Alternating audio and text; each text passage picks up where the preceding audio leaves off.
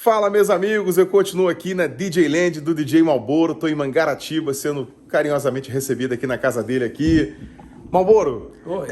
rapaz, tem muitos discos, falou que tem em torno de quantos aqui?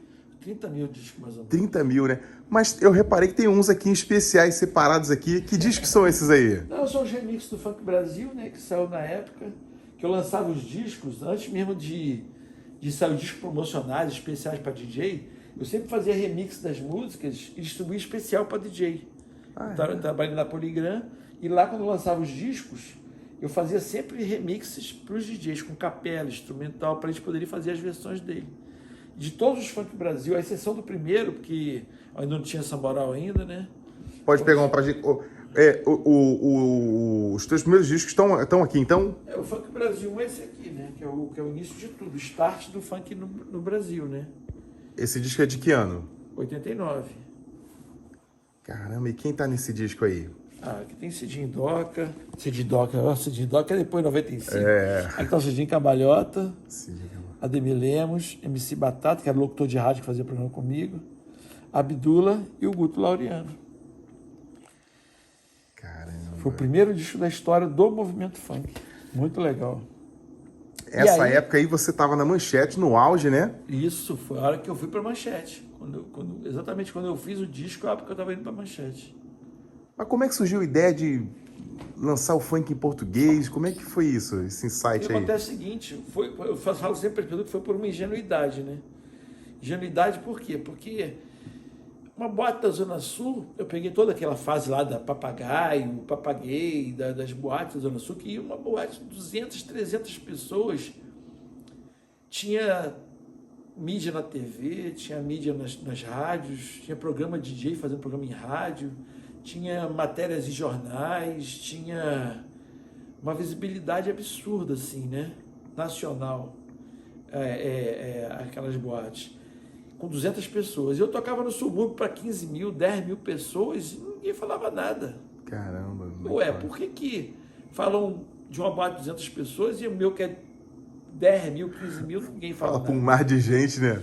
Mas era a ingenuidade. Hoje, talvez se eu tivesse a maldade na época e percebesse que era por causa do preconceito, de eu estar no subúrbio e ele estar na Zona Sul, talvez eu não tivesse me indignado. Eu ia ficar conformado que... E a Papagaio teve disco que saiu na época, né? Todo aquele glamour, né, das boates. Da boate, da Dance Days, da Dance novela Days, e tal. Então, E acontece, tinha um movimento infinitamente maior que não tava, né? que juntava muito mais gente que não tinha visibilidade zero. E lá tava o E eu Malboro. ficava, por quê? Como acontece isso? Como é que acontece essa coisa? E eu ficava indignado, porque não me conformava que uma boate da Zona Sul tinha essa visibilidade toda com tão pouca gente, e eu com um mundo de gente, um mar de gente no subúrbio, ninguém era ignorado totalmente.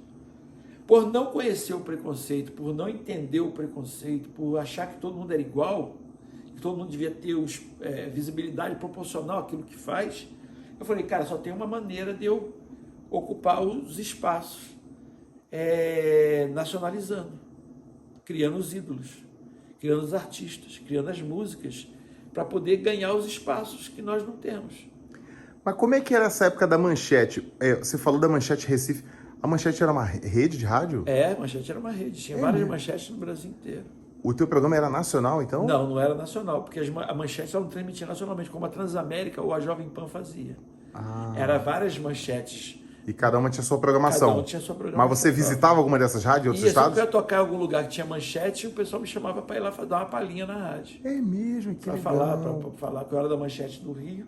Então, quando eu ia para Recife, tem uma manchete lá, o pessoal da manchete lá já me levava lá para poder tocar dar lá. entrevista, tocar na rádio, falar do evento que eu ia tocar.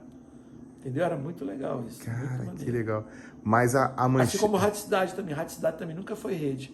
Mas ela tinha Rádio Cidade em vários lugares do Brasil, né?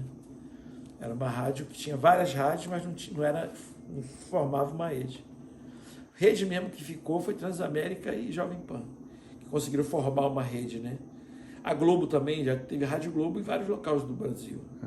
Mas, mas não eram linkadas, eram rádios Globos em cada lugar, entendeu? Com a programação própria, local. E aí você, com esse programa de sucesso na Manchete, veio a ideia de lançar esse disco do Funk Brasil? Como é que foi Na verdade, eu isso? tive a ideia antes de ir para Manchete. Quando eu fui campeão brasileiro, eu já estava fazendo o disco Funk Brasil. Eu fiz o disco antes de ser campeão brasileiro até.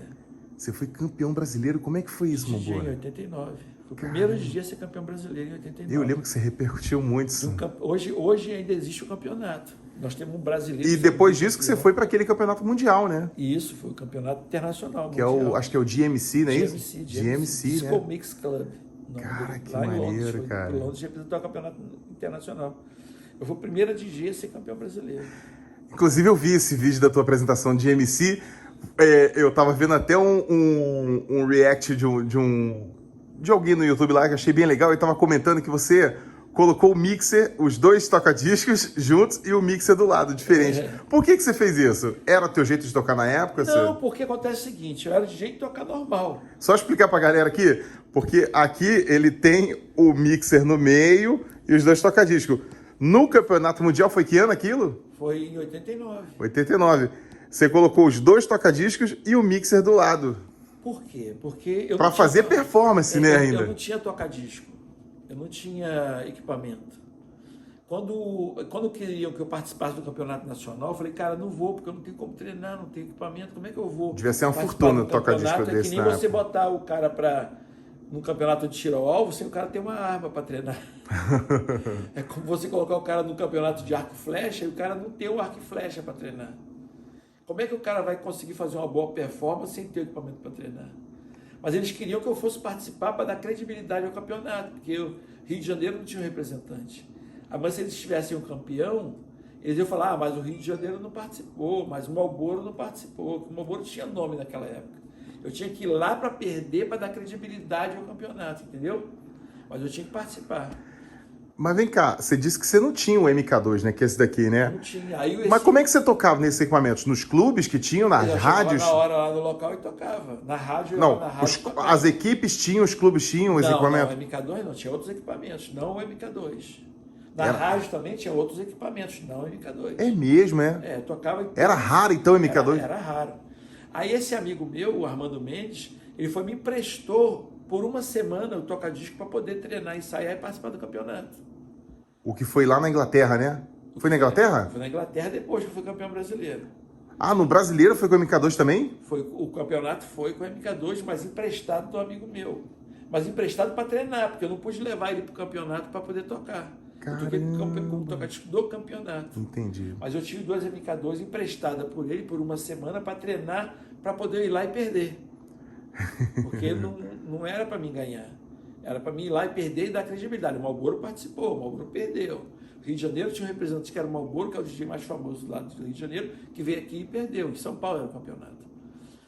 Mas aí deu zebra, né? Porque nesse que ele me emprestou o toca-disco durante uma semana, eu ainda machuquei a mão, tanto que eu estou no campeonato nacional com a mão enfaixada. Eu tinha fazendo mudança, eu esmaguei minha mão. E a luz agora? Vai armar o tirador? Não sei o que vai acontecer. Mas se apagar, a gente continua do mesmo jeito, vai. Aí eu fui lá participar do campeonato. Aí eu peguei, né, alguns dias dessa semana e treinei uma sequência para fazer. Só que eu não tinha, como eu não treinava, eu não tinha habilidade nas duas mãos. Eu tinha habilidade em uma das mãos. Era mais rápido do que a outra. Porque se eu estivesse treinando, eu podia exercitar as duas. Mas como eu só tinha um treino de uma semana, eu tinha que aproveitar aquilo que eu tinha de melhor. Então eu tinha mais habilidade para fazer com a mão do disco nessa e para fazer os scratch nessa. Por isso que você montou a configuração daquele. Se eu fosse até eu habilitar as duas mãos iguais, eu levava, numa semana não tinha como. Caramba. Então se eu tinha essa mão aqui para o disco melhor e essa aqui para o mix você montou melhor, uma estratégia, né? Caramba. Exatamente. Então eu tive que pegar o de cá e o de cá, porque era habilidade de disco a de cá e a habilidade do mix a de cá. Então eu botei os dois toca-discos um do lado do outro e o mix aqui exatamente porque era onde eu podia fazer a melhor performance. Para mim fazer do lado contrário é como se você fosse canhoto, você fosse destro e tivesse que trabalhar com a canhota. Então o que eu fiz? Eu montei de forma que eu pudesse fazer o melhor, independente de qual lado meu funcione melhor. Pô, e tu fez um set maneiríssimo. Aí demais. eu fui, toquei lá no campeonato, no no Nacional, fui campeão brasileiro, né? Porra, Meio que- zebra, as pessoas não acreditavam que eu podia ter sido, que eu fui campeão brasileiro. Aí fui para Londres representar o Brasil no campeonato internacional. Então o que acontece? É muita história, cara, muita história. Muita história. Mas aí, vamos mostrar os teus discos aqui pra galera poder matar a saudade aqui, esses discos que venderam tanto na época. Eu lembro, Só foi o Brasil 4, né? Que foi o Brasil Especial, que saiu em 94, esse aqui. Esse aqui é o de 89, é o primeiro. E nesse aqui tem uma previsão, né? Porque quando o Hermano me deu a bateria eletrônica, que aí eu tive a Eureka, acendeu a Eureka, dizendo, putz, já sei como é que eu vou conseguir trazer a visibilidade para o funk. Vai ser criando os ídolos do movimento. Vai ser tendo representantes do movimento cantando e ocupando os espaços que o funk não consegue ocupar, que a Zona Sul, que as boadas da Zona Sul conseguem. Serão tendo os ídolos do movimento. E aí eu lancei, e aí eu fui e fiz o Funk Brasil 1. Quando o irmão me deu a bateria, o professor dele, chamado Gilberto Velho, chamou a atenção dele. Cara, você não pode fazer isso. Você acabou de dar um rifle para o chefe indígena. Você agora corre risco de você alterar a história por conta dessa bateria que você deu ao Malboro. O antropólogo, o observador, o pesquisador, ele não pode interferir. Entendeu? Ele tem que observar e relatar. verdade, com certeza. Se ele interferir, ele está mexendo na história que ele Acabou não sendo pode. conivente, então, nessa reviravolta que teve no Cúmplice funk conivente brasileiro. na reviravolta. E aí o professor dele chamou a atenção dele. E no livro que ele escreveu, ele bota isso, que ele foi chamado a atenção por ter me dado a bateria eletrônica. E o professor dele dizia o seguinte, pô, você acabou de dar um rifle a um chefe indígena. Você pode mudar a história a partir disso. Porque fazendo uma alusão que os índios foram dizimados porque não tinham armas, não tinham pólvora, não tinha essa tecnologia. Então, eles perderam as guerras, foram dizimados exatamente por conta de não conseguir combater. E se entregaram, e acabou a guerra, perderam o território e tal. Mas se os índios tivessem armado, a história seria outra. É verdade. Essa alusão que ele fez. E aí, na contracapa do disco, eu coloco aqui, ó. Dá para ler aí? Vamos ver.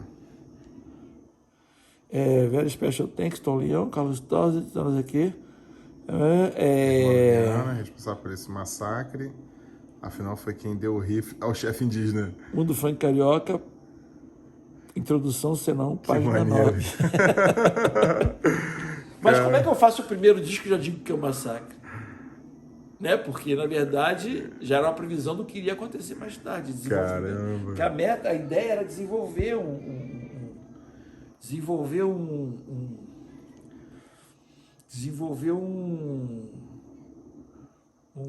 movimento musical. Não era fazer um disco, fazer uma música. Era criar realmente um movimento que pudesse ter os ídolos e esses ídolos ocupar os espaços que o funk não ocupava. Sim, e tu vê, a gente tá aqui com um precursor, né? A gente vê hoje os nomes aí que ligados ao funk e no mundo afora, Anitta, né? Entre outros grandes nomes aí. Muita família, muita gente construiu história em cima do funk. Cara, milionário em cima do funk, construiu história. Eu fico muito feliz, cara, que o funk chegou uma hora que, apesar de ter sido feito por uma ingenuidade, de não conhecer o preconceito entre as pessoas que existia, eu não via esse preconceito, não enxergava esse preconceito. Isso foi muito bom, porque foi feito por conta da ingenuidade. A ingenuidade libertou minha mente. A ingenuidade é que me deu busca pela libertação, pela visibilidade. Talvez se eu tivesse deixado me abater pelo preconceito, não, conformismo, não, é porque lá é Zona Sul, eu estou na Zona Norte, ninguém liga para mim, eu posso tocar aqui para 20 mil pessoas que ninguém vai se importar. Esse conformismo eu nunca tive. Eu não sei se na época, se eu tivesse essa maldade de entender o preconceito, se eu tivesse feito Funk Brasil. Talvez eu até tivesse feito, porque eu sempre fui de buscar, de lutar, de não desistir, né? De sempre estar perseverando, a vida inteira. Mas ele foi feito ingenuamente, porque exatamente eu queria levar para o meu movimento uma visibilidade que ele não tinha. Segura aí, deixa eu pegar essa deixa aqui, ó. História do funk brasileiro. A gente continua no próximo vídeo, sai daí não.